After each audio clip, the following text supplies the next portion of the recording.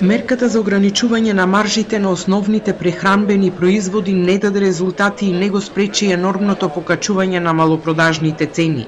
Од вчера, кога владата соопшти дека оваа мерка наместо до крајот на месецов останува на сила до крајот на годината, повторно се покачија цените на млекото и млечните производи.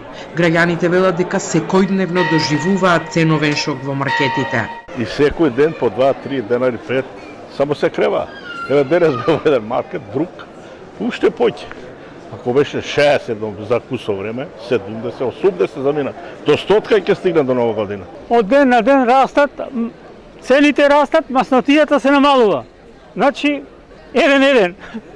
Од Организацијата на потрошувачи потврдуваат дека добиваат поплаки од граѓаните за поскапувањата. Цените се формираат на некој начин на тие основните прехранбени производи со ограничувањето на трговската маржа. Меѓутоа, луѓето тоа не го чувствуваат. Ние гледаме секојдневен пораст на цените. Сега со маржеве, навистина, цените дојдоа до плаф.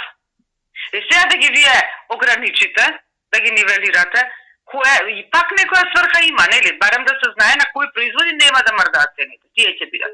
Луѓето тоа го бара. И за експертите долгорочното ограничување на маржите не е популарна мерка, затоа што доведуваат до шпекулации со цените. Економскиот аналитичар Абел Бауш вели дека тоа може да има ефект на почетокот, но потоа треба да се изнаоѓаат други алтернативни политики.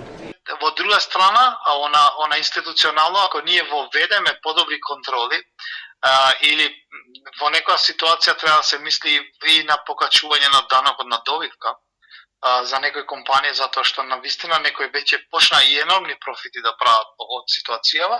Мислам дека може да направиме и стабилизација од една страна на пазарот, а од друга страна средства да имаме за буџетски трошења кои би ги заакнеле капацитетите или инвестиционите вложувања во државата.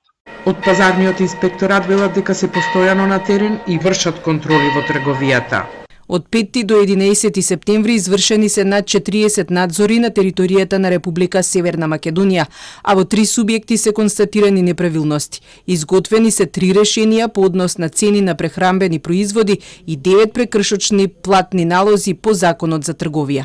Додека цените на млекото и млечните производи во малопродажба вртоглаво растат, пелагониските млекопроизводители се жалат на ниските откупни цени од 23 до 28 денари за литар предадено млеко. Тие бараат покачување за 70% и исплата на субвенциите за 2 години, а во спротивно најавија радикални протести со блокади на патиштата.